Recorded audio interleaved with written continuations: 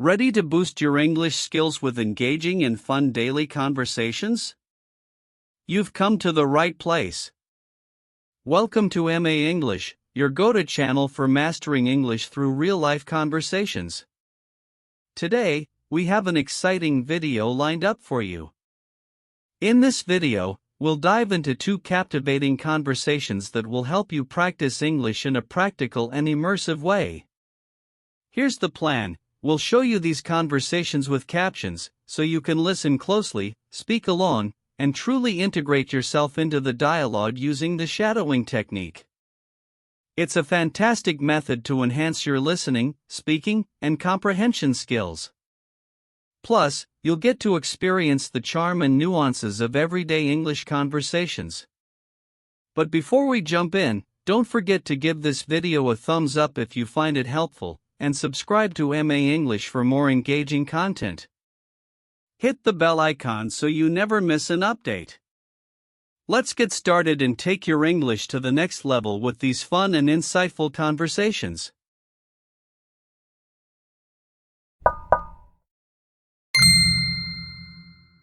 Ben, do you remember that old music box Grandma used to have? Of course I do. That thing was magical. The one with the little ballerina that twirled around? Yes. I loved watching it. Grandma would wind it up every night before we went to bed. And remember how we'd always argue over whose turn it was to wind it up?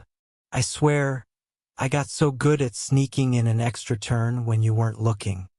Oh, I knew you were doing that. I just let you think you were getting away with it. You knew?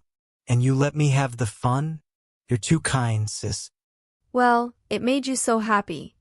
Plus, I kind of enjoyed the little rivalry we had over it.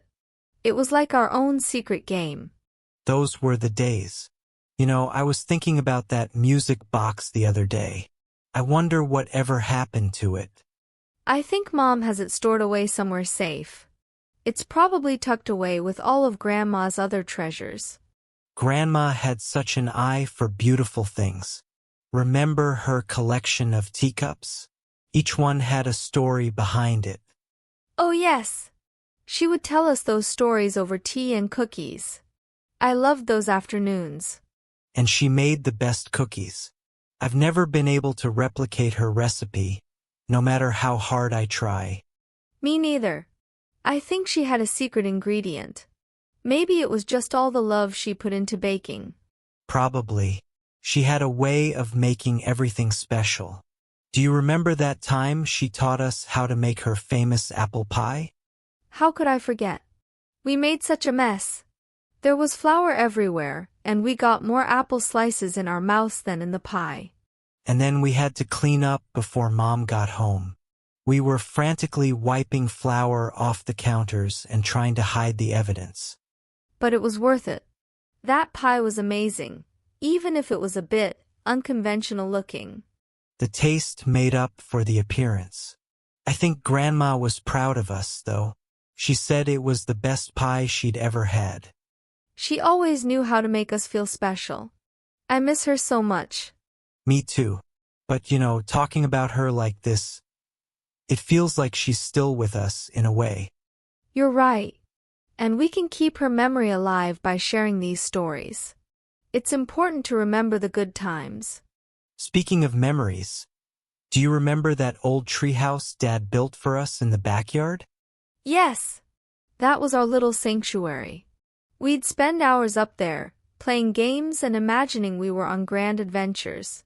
Like the time we pretended to be pirates, and we had a treasure map made out of an old piece of paper. We even had a treasure chest filled with all our precious trinkets. Oh, the treasure chest. I think it was just an old shoebox, but it held so much meaning for us. And we guarded it like it was made of gold. We took that pirate role very seriously. And remember how we used to hoist up our snacks in a little basket we made? Yes. That basket contraption was genius. We'd hoist up sandwiches and juice boxes, and then sit up there for hours. Until the rope broke and everything came crashing down. We were so devastated, but it was hilarious in hindsight. I'd forgotten about that. We were so dramatic about it. It felt like the end of the world back then. Kids, right? Everything felt so intense and important. But those were some of the best times of our lives. Definitely. I'm so glad we had those moments together. They shaped who we are today. We should try to recreate some of those memories. Maybe not the treehouse, but we could do something fun and nostalgic. That sounds like a great idea. Maybe we could have a picnic in the backyard, like we used to, and talk about all the old stories. I'm in. And maybe, just maybe, I can convince Mom to dig out that old music box. It'd be nice to hear it play again. That would be wonderful. I think it would bring back a lot of happy memories for all of us. Settled then. A family picnic, complete with all the nostalgia we can muster. I can't wait. It'll be like stepping back in time, just for a little while. And who knows, maybe we'll discover some new stories along the way. Here's to old memories and making new ones. I'm so glad we have each other, Ben.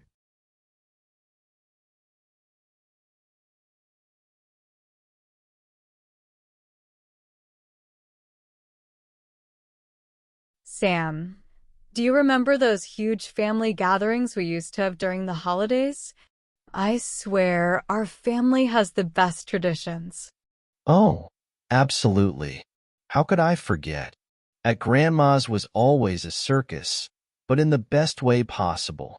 I think half the fun was just trying to find a seat at the table. Right? And we'd end up sitting on the floor with our plates on our laps, but no one minded because we were all together. I miss those days. Do you remember football games in the backyard? Oh yeah, Uncle Joe would always insist on being the quarterback, even though he couldn't throw straight to save his life. But he had so much enthusiasm, no one cared. And then there was Aunt Mary, who'd be the referee and make up the most ridiculous rules. Like the time she declared that touchdowns only counted if you did a silly dance in the end zone.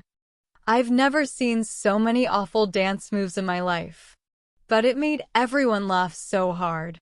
That was the best part. Everyone just having fun and being silly. It wasn't about winning or losing, just enjoying the moment. I think those games were more about family bonding than anything else. Totally. And then after the game, we'd all head inside for the big feast. The kitchen would be filled with the most amazing smells: turkey, stuffing, pies. I can almost smell it now. Grandma's pumpkin pie was legendary. I don't think I've ever had anything quite like it since. She had a secret ingredient, didn't she? Yep, a dash of nutmeg and a whole lot of love. She always said that was the key to any good recipe. And do you remember how we'd all gather around the piano after dinner? Yes. Uncle Bob would play, and everyone would sing along, even though none of us could carry a tune. But it didn't matter because we were all together, just having a great time. Mine too. It's funny how certain traditions stick with you, even years later. Speaking of which, have you noticed any traditions that your family does now that are similar or different from those old days? Well, we've tried to keep some of those traditions alive, but we've also started a few new ones. For instance, we still do the big family football game, but now we play a friendly game of touch football. It's a bit less chaotic, but still just as fun. That sounds awesome.